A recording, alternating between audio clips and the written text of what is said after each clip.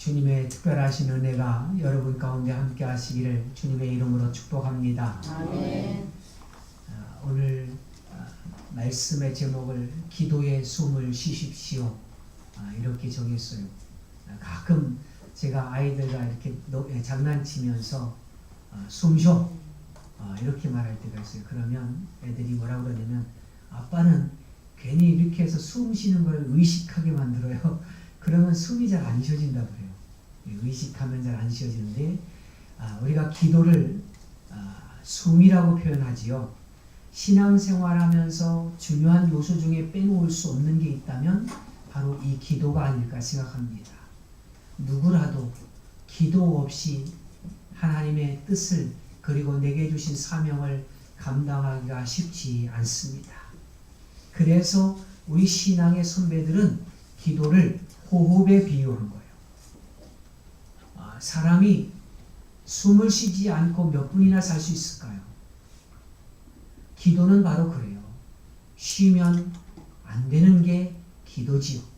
그럼 무시로 기도한다는 의미는 뭐냐면 주님과 항상 함께하고 있는 삶을 이야기하는 거예요. 순간순간 주님께 묻고 하나님 내 마음에 아픔이 오고 또 복된 일이 오든 힘들고 어려운 상황이 오든 교회에 와서만 기도하는 게 아니라 생활 가운데서도 주님 도와주세요. 주님 어떡하지요? 이러면서 주님의 은혜를 구하며 나가는 거예요.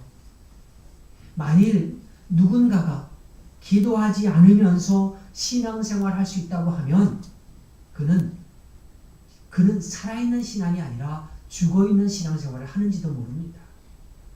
기도 없는 신앙생활 그건 있을 수 없어요.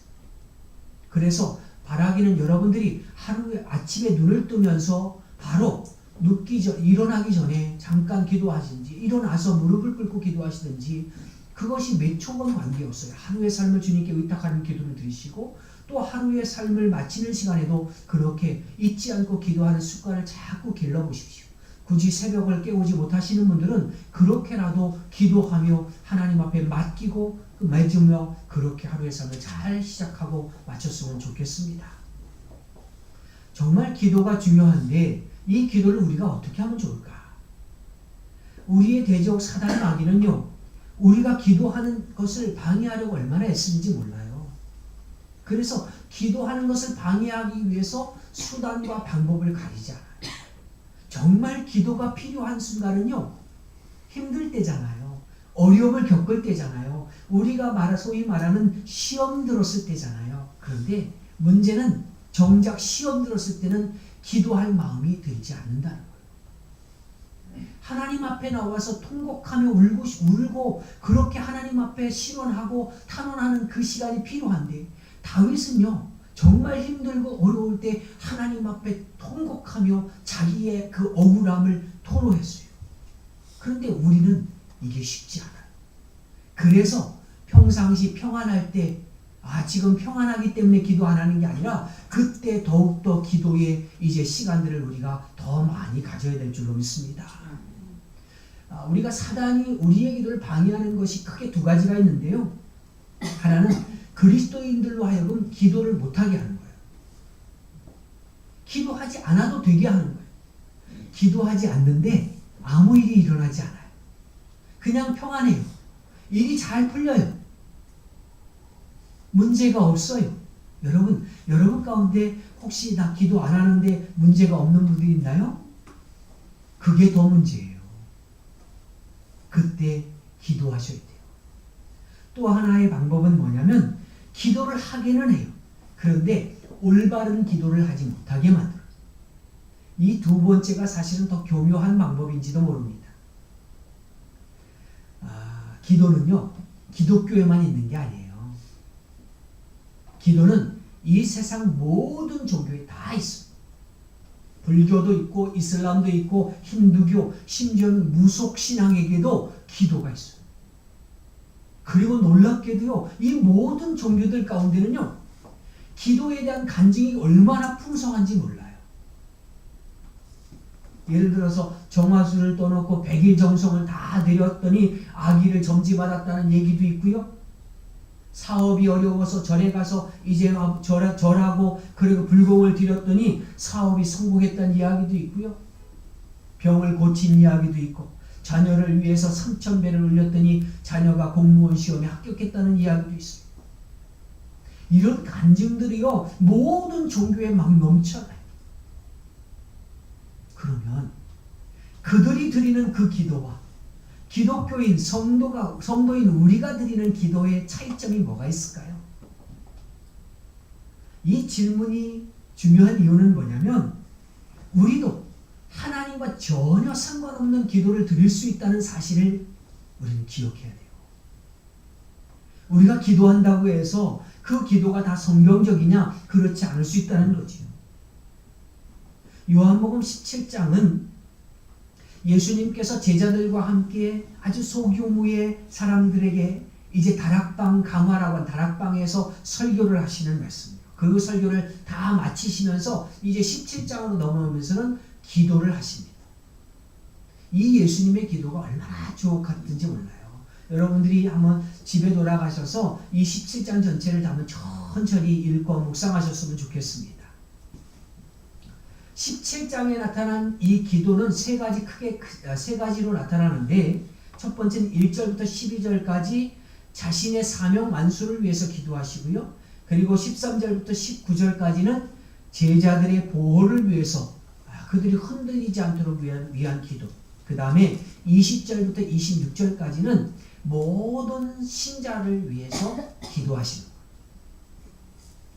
오늘 본문을 통해서 어떤 기도가 도대체 성경적이고 바른 기도인지 그리고 우리가 어떻게 기도할 것인지를 이제 생각해보고 은혜를 나누고자 합니다.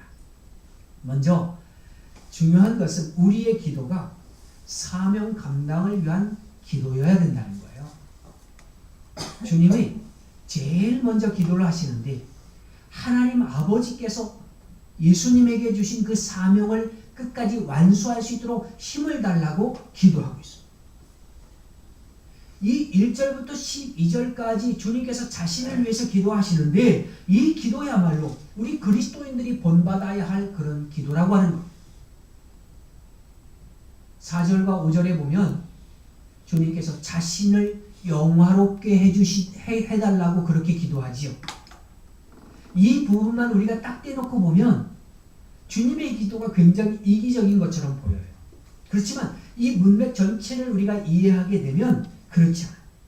왜냐하면 여기서 요청하는 본인 예수님 자신을 영화롭게 해달라고 하는 그 기도는 그 의미가 하나님께서 예수님에게 주신 사명, 다시 말해서 십자가의 고난을 통해서 죽으심을 통해서 만민을 구원하는 그 사명을 잘 감당할 수 있도록 내 마음을 붙들어 주시고 내가 여기서 주님 이제 좌절하지 않고 넘어지지 않도록 나를 붙들어 달라고 힘을 달라고 기도하는 거거든요.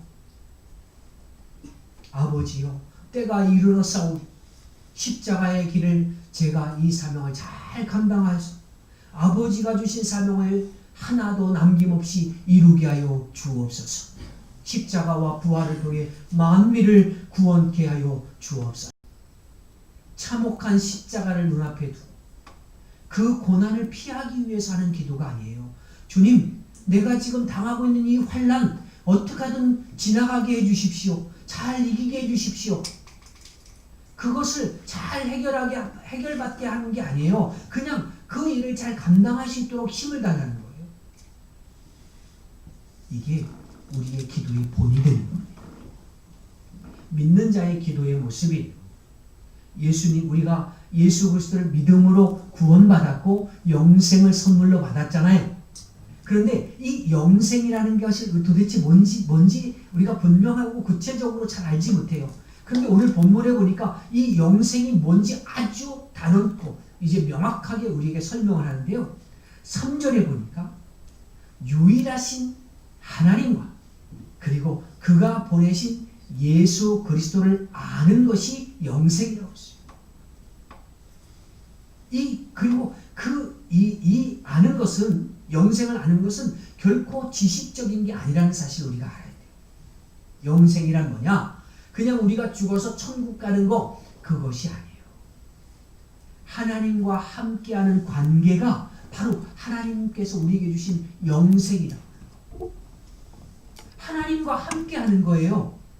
주님과 함께. 그래서 그것은 우리가 죽어서 천국에 가서 주님과 함께 하는 것도 영생이지만 오늘 이 땅에서도 함께 이루어져야 된다는 얘기예요. 그래서 죽어서 가는 그 죽은 이후의 삶이 아니라 오늘 이 땅에서도 그 관계가 지속되고 그분과 함께하는 삶을 통해서 주님의 영생을 드러내야 됩니다.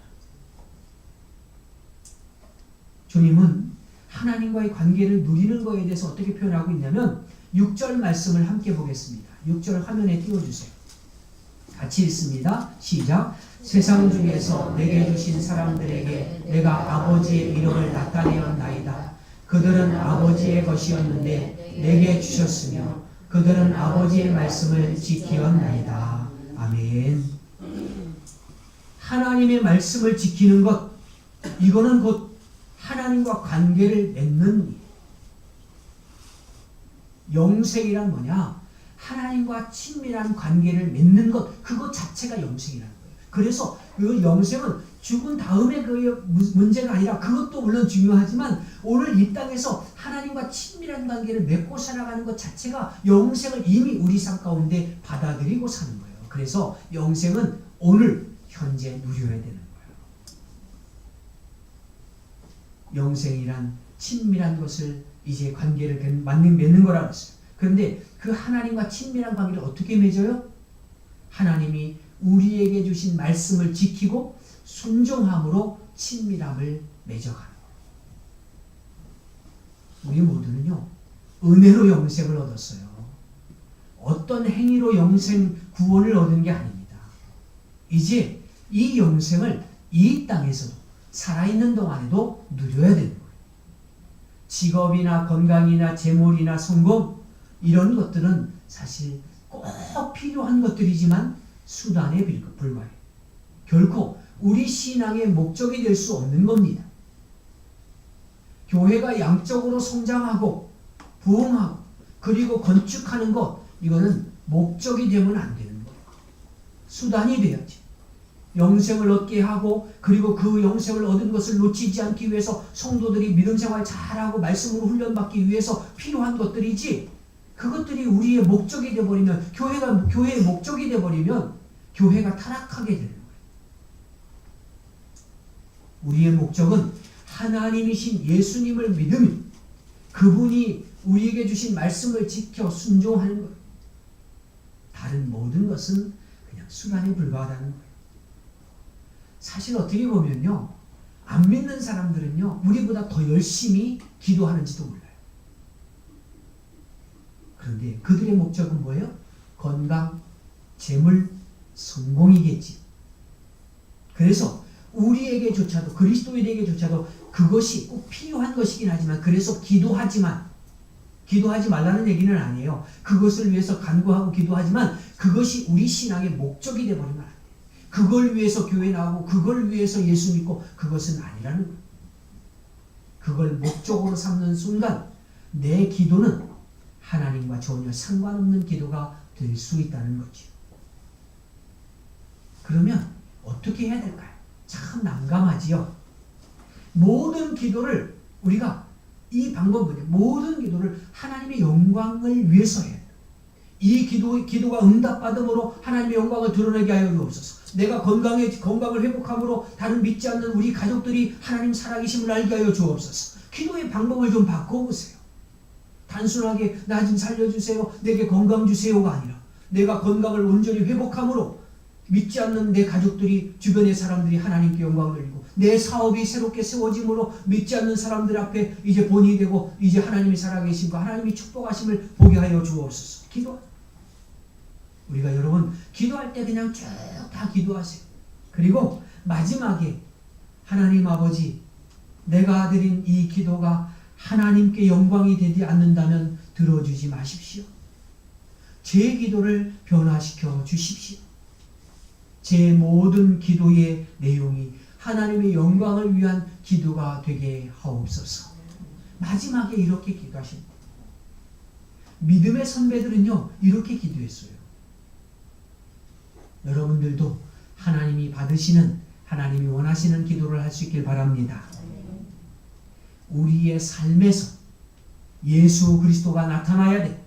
그리고 주님과 깊은 관계를 맺는 사명, 이게 우리의 사명이에요. 그 사명을 지키고 이루어드리기 위해서 우리가 기도하는 거예요. 그 사명을 이루기 위해서 건강이 필요한 것이고, 그 사명을 이루기 위해서 물질이 필요한 것이고, 그리고 그 사명을 이루기 위해서 우리의 마음이 흔들리지 않기 위해서 기도하는 거예요. 조그만 환난 풍파가 부딪히고 어려움이 올 때마다 이제 흔들리는 내 신앙을 굳게 붙잡아 주시고 오직 여호와의 영광을 위해서 서게 하여 주옵소서. 우리의 성정으로는 할 수 없어요. 목사인 저조차도 내 육신을 가지고는 할 수 없는 일들이에요. 그래서 도와달라고 기도하는 거예요. 제발 좀 내 마음이, 내 심령이 이렇게 연약하고 완악하니까 나를 좀 도와주십시오. 이렇게 기도하는 거예요. 두 번째로 생각할 부분은 우리가 진리 안에서 드리는 거룩함을 위해서 이제 드려지는 기도가 돼야 돼요. 진리 가운데서 우리가 거룩하게 되기를 위해서 기도하라는 거예요. 우리의 사명이 뭡니까? 하나님과 예수님을 이 땅에서 알고 그분의 말씀에 순종함으로 친밀한 관계를 갖고 사는 것, 그게 우리의 사명이에요. 그리고 그 사명을 우리가 바로 깨닫게 되면 우리의 목적, 방향이 분명해져요. 그건 바로 뭐냐면 거룩함을 추구하는 거예요. 왜냐하면 하나님께서 내가 거룩하니 너희도 거룩하라 명령하셨거든요. 거룩함이 우리의 기도 제목이 되어야 되는 거예요. 우리가 여러 가지를 위해서 기도할 수 있습니다. 그러나 분명한 것은 하나님 앞에서 내가 거룩해지는 것, 이것이 우리의 소원이어야 되고 우리의 기도의 제목이 돼요. 그러면 어떻게 거룩해질까요? 디모데전서 4장 5절에 보면 말씀과 기도로 거룩하여 짐이라 말씀합니다. 말씀과 기도 외에는 방법이 없어요. 그래서 말씀이 우리의 심령에 들려줘야 돼요. 주의 음성이 들려줘야 돼요. 그리고 말씀이 내 신비에 새겨지고 그 말씀이 내게 힘이 되고 능력이 되는 데까지 나가야 됩니다. 그것은 실천할 때가. 그리고 그 말씀이 내 삶에서 실천되어지기 위해서 기도가 필요합니다. 오늘 본문에서는요, 주님께서 기도하시는 그 내용 가운데 구체적으로 우리가 실천할 수 있는 그 방안들이, 대답이 나와요. 11절 말씀과 15절 말씀을 이어서 볼 텐데 먼저 11절 말씀을 같이 읽어보겠습니다. 같이 읽습니다. 시작. 나는 세상에 거의 있지 아니하오나 그들은 세상에 있사오고 나는 아버지께로 가옵나니 거룩하신 아버지여 내게 주신 아버지의 이름으로 그들을 보존하사 우리와 같이 그들도 하나가 되게 하옵소서. 자, 이제 15절 같이 읽을게요. 15절 있습니다. 시작. 내가 비옵는 것은 그들을 세상에서 데려가시기를 위함이 아니요 다만 악에 빠지지 않게 보존하시기를 위함이니이다. 아멘.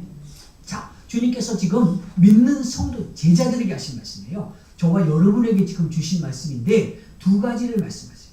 첫 번째는 11절 말씀으로 그들을 보존하사, 그래서 보존이라고 하는 단어를 썼어요.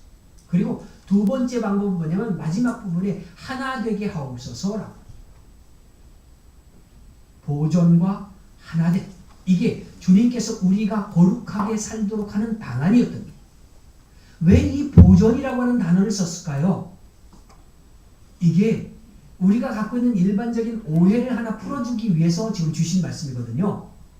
많은 그리스도인들이 거룩함이라고 하는 것을 오해를 했어요. 이 거룩하게 살기 위한 게 어떤 거냐면 세상과 완전히 단절하는 것으로 생각했다. 그래서 짐 싸들고 수도원으로 들어가서 하나님과 면벽하고 뭐 이런 것만 생각하는 거예요. 세상을 등지는 게 거룩함이 아닙니다. 주님은 그 오해를 풀어주기 위해서 지금 보존이라고 하는 단어를 쓰고 있어요. 보존은요, 세상을 피하는 게 아닙니다. 여러분, 우리가 세상 속에 안 살고 어떻게 살겠어요? 세상 속에서 그냥 살아가는 거예요. 그렇지만 세상 속에 여전히 살지만 세상의 가치관과는 다르게 살아가는 거예요. 그렇게 살면 힘들지요. 그렇게 살면 고단하지요. 그렇게 살기 어렵지요. 그래서 그게 좋은 길이지. 그래서 우리가 그 길을 포기합니까? 아니요. 좁은 길을 주님은 걸어가라고 하셨고 분명히 우리가 걸어갈 수 있는 것이기 때문에 우리에게 그 길을 초청하신 거거든요. 또 하나는 하나됨이라는 건데 하나됨은요. 교회 공동체를 통해서 이루게 하셨어요. 왜 이 땅에 교회를 만드셨느냐면 나 혼자서는 거룩함을 이뤄갈 수 없거든요. 우리 혼자서는 개개인으로는 거룩함을 만들어갈 수가 없어요. 완악하고 연약하기 때문에. 그래서 하나님께서 이 놀라운 공동체를 만들어 주신 거예요. 서로에게 힘이 되어주라고. 서로 세워주고 말씀으로 이제 온전하게 하라고. 오늘 주님께서 이 하나됨에 대해서 막 설명하시다가 갑자기 12절로 넘어가면요. 15절과 11절 사이에 12절에서 누구를 거론하냐면 가룟 유다를 거론해요. 갑자기 거룩함에 대해서 하나됨에 대해서 말씀하시다가 가룟 유다를 이야기하는 이유가 뭐냐면 진리 가운데 하나됨을 완벽하게 설명하기 위해서 그런 거예요. 가룟 유다는 처음부터 진리 편에 서 있지 않았던 사람이에요. 그래서 우리 성도들이요, 본질과 비본질을 우리가 분명하게 구분할 수 알아야 돼. 본질인 진리에 대해서는 타협하면 안 됩니다. 죽음이 온다고 해도 타협할 수 없는 거예요. 본질은 뭐예요? 예수 그리스도 자체가 진리예요. 그분이 이 땅에 우리를 구원하시기 위해서 이 땅에 하늘 보좌 버리시고 이 땅에 오셔서 십자가에 못 박혀 죽으시고 3일 만에 부활하심으로 우리도 부활에 동참하게 하시고 이제 하늘로 올리우사 하나님 보좌 우편에 앉으셨다가 다시 이 땅에 오셔서 우리를 영광 가운데 다시 제2의 부활체로 주님과 함께하는 세상을 만들어 가실 것을 믿는 믿음이에요. 이 본질은 변할 수 없는 거예요. 그런데 비본질적인 것, 진리가 아닌 비본질적인 것에 대해서는 하나됨을 이루어야 된다는 거예요. 내가 자라온 종교적인 배경 다 다르잖아요. 내가 어렸을 때 은혜 받았던 목사님 다 다르잖아요. 그 배경, 그리고 교단, 성향, 기질, 그거 내세우면 안 돼요. 교회 가운데 분쟁이 많이 일어납니다. 참 많이 아프지요. 그런데 진리 때문에 벌어지는 일들이 아니에요. 하나님의 진리가 아니라 비본질적인 문제 때문에 교회가 분쟁 가운데 들어가지. 그런데 문제는 그건 거룩함이 아니라는 거예요. 하나님의 교회가 무너지는 일이지요. 비본질적인 것에 대해서는 좀 마음을 좀 넓힐 필요가 있어요. 그게 내게 주신 거룩함을 지키는 비밀이기도 합니다. 그냥 밴댕이석처럼 좁아지지 말라는 거예요. 그건 거룩함이 아니에요. 비본질적인 것에 내 고집 세우고 또 내가 꼭 해야 된다고 그렇게 생각하지 말라는 거예요. 거룩한 자들은요, 비본질적인 문제에 대해서는 한없이 넓은 마음을 가질 필요가 있어요. 틀릴 수 있죠. 그래서 서로 이야기하고 다툴 수 있어요. 그렇지만 비본질적인 문제는 끊임없이 이야기하고 또 이야기하면서 풀어지고 하나의 또 중간점을 만들어가고 그렇게 풀어가는 거예요. 어떻게 내 생각과 똑같을 수 있겠어요? 다 다르지. 목사의 마음에 여러분들 생각이 다 옳겠어요? 그렇지 않죠. 여러분들의 생각이 목사의 생각이 다 옳겠어요? 아니겠지. 또 여러분과 여러분들의 생각이 다 옳겠어요? 아니지. 그런 것들은 끊임없이 이야기하고 서로 풀어가는 거예요. 또 누군가는 그 중간에 서서 그렇게 둘이 화해하고 풀어갈 수 있도록 오해를 풀 수 있도록 도와줘야 되는 거예요. 그게 우리가 거룩함을 세워가는 비밀이라는 거예요. 우리는 우리에게 주신 사명과 거룩함, 이것을 위해서 기도해야 됩니다. 이게 하나님이 우리에게 주신 사명이에요. 마지막으로 주님은 모든 성도를 위해서 기도하고 있습니다. 주님이 저와 여러분을 위해서 지금도 말할 수 없는 탄식 가운데 우리를 위해서 기도하시는 줄로 믿습니다.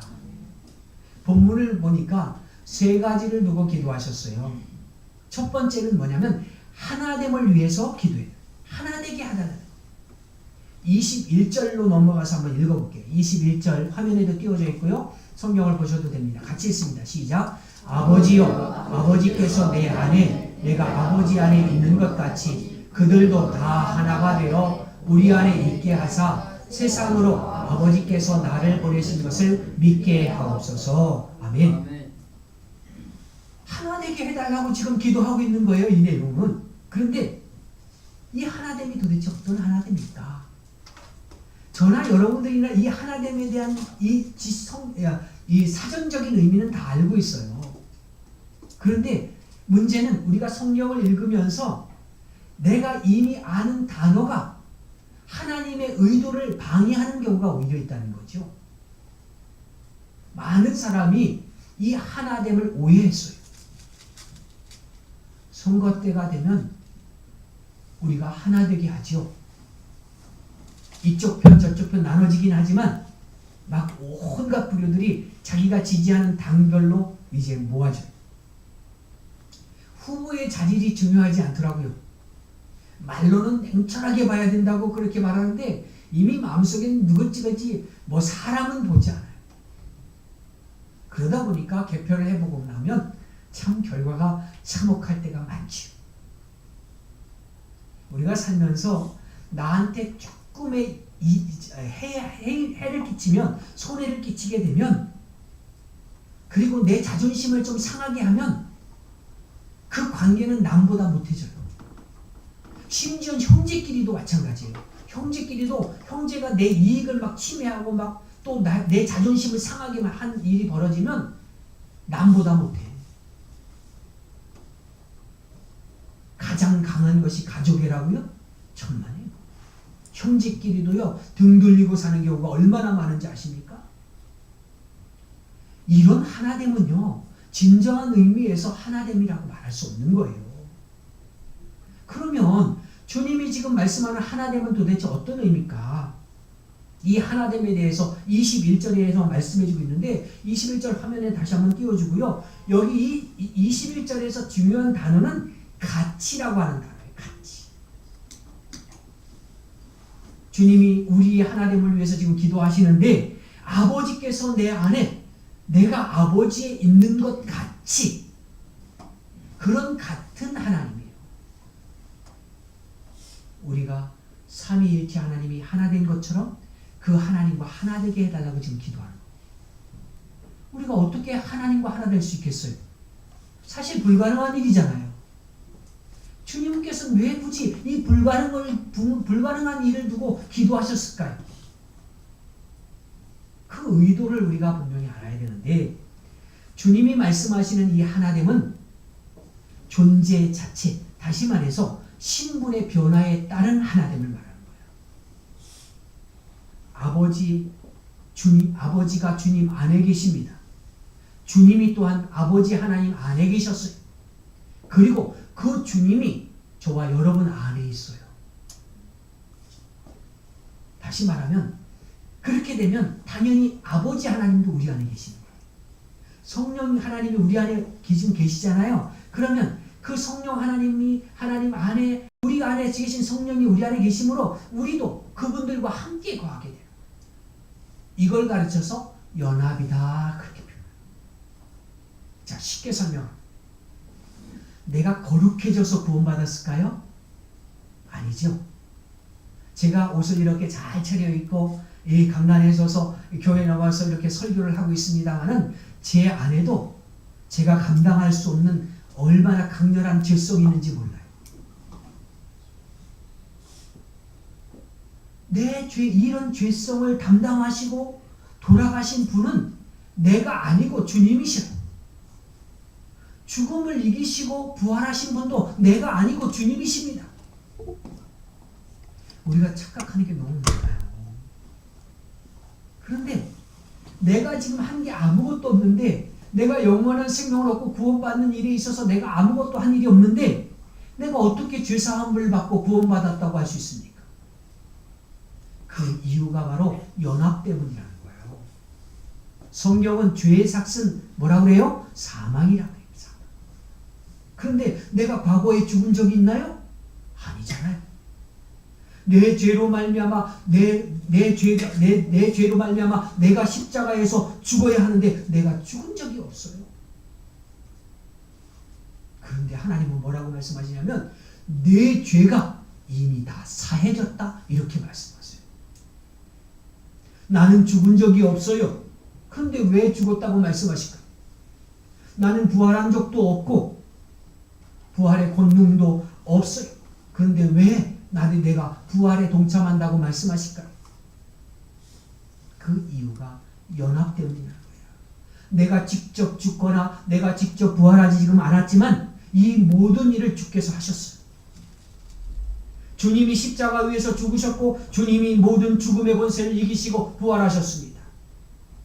그런데 정말 하나님의 지극하신 크신 은혜로 내가 예수님을 믿는 순간 나와 예수님을 연합하게 하셔서 하나 되게 하셨어요. 이 놀라운 연합의 교리를 사도 바울이 로마서 6장 5절에서 이렇게 말씀합니다. 같이 읽습니다. 시작. 만일 우리가 그의 죽으심과 같은 모양으로 연합한 자가 되었으면 또한 그의 부활과 같은 모양으로 연합한 자도 되리라. 아멘. 내가 무엇을 해서 구원받는 게 아니에요. 내가 변화됐기 때문에 내가 거룩해지는 것도 아닙니다. 예수 믿고 완전히 변화되면 거룩해지겠죠. 그런데 변화되기 전에 이미 거룩함에 동참한 거예요. 이유는 예수님과 내가 연합했기 때문이라. 그래서 예수를 믿는 사람들에게는 예수님의 죽음이 내 죽음이 되는 것이고 예수님의 부활이 나의 부활이 되는 거예요. 누구든지 예수를 믿으면 그 안에 주님이 계십니다. 할렐루야. 아멘. 그리고 내가 그 주님 안에 있는 거예요. 그런데 중요한 건 뭐냐면 주님이 나한테만 있는 게 아니라는 거죠. 예수를 믿는 다른 형제 자매 안에도 주님이 거하신다는 거예요. 그래서 주님 때문에 우리가 하나인 거죠. 이 하나됨은 세상적으로 말하는 친밀함의 하나됨이 아니에요. 이건 구원의 문제를 말하는 거예요. 우리가 같은 교회에 다닌다고 해서 그리고 같은 교회 안에서 친밀해지려고 애쓴다고 해서 다 친밀해집니까? 아니잖아요. 이렇게 조금밖에 없는데도 다 친하지 않잖아요. 누구와 누구는 친한데 누구와 누구는 안 친하고 다 이러잖아요. 나하고 기질이 같기 때문에 친해지는 게 아니에요. 그래서 하나 되라는 게 아니에요. 학력이 비슷하고 삶의 수준이 비슷하니까 하나 되게 하라는 게 아니에요. 그 하나됨은요, 교회 밖에서도 얼마든지 가능해요. 주님이 지금 기도하고 있는 이 하나됨은 본질적인 하나됨이에요. 나를 구원하신 그 주님을 내가 믿는 순간 그 주님이 내 안에 들어오심으로 하나 됩니다. 그런데 그 동일하신 내게 들어오셔서 나와 하나 되게 하신 그 주님이 나한테만 있는 게 아니라 여기 있는 형제 자매들 마음속에도 다 있다는 거예요. 이거를 내가 깨달아지면 형제 자매를 존중하기 시작하는 거예요.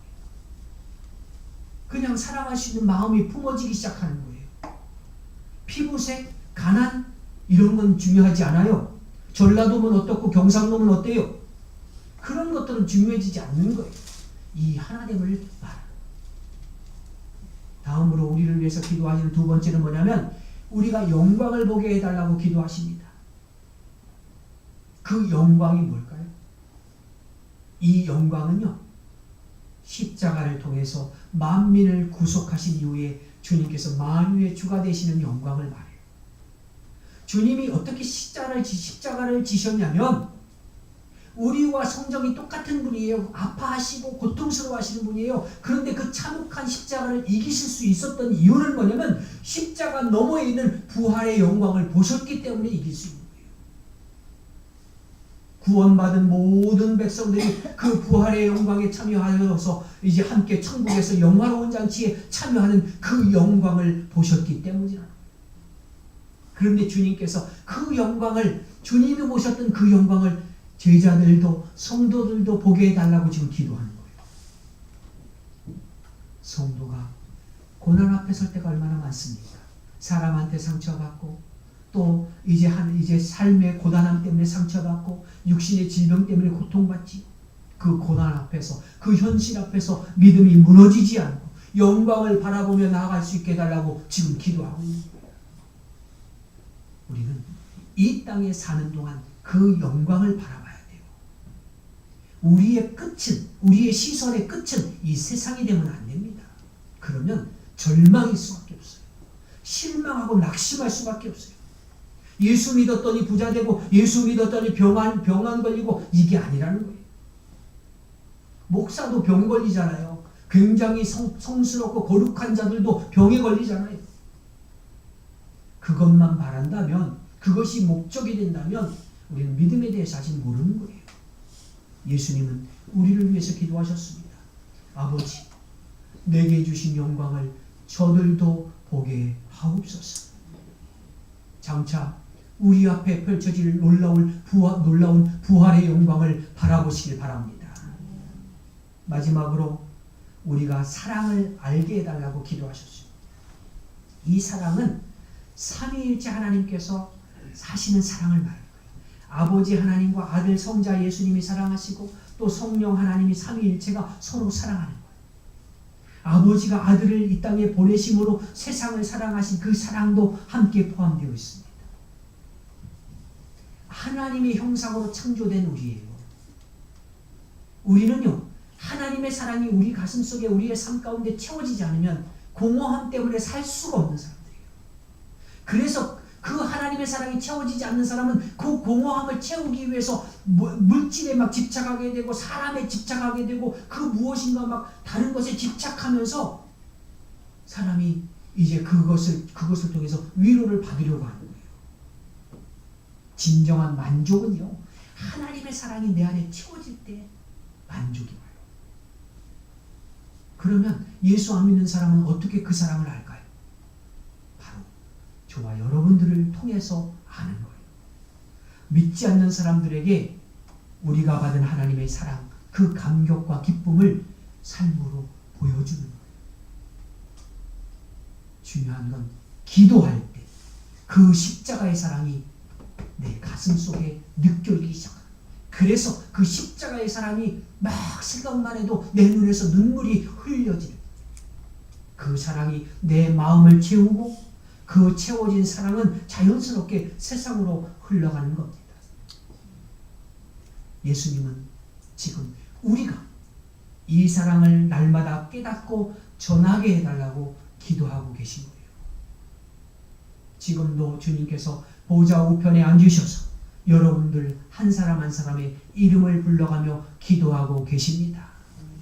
주님이 지금도 여전히 우리를 위해서 기도하시는 것처럼 여러분, 우리도 기도하십시다. 기도 외에는 없습니다. 기도로 이기시는 우리 모두가 되기를 주의 이름으로 축원합니다.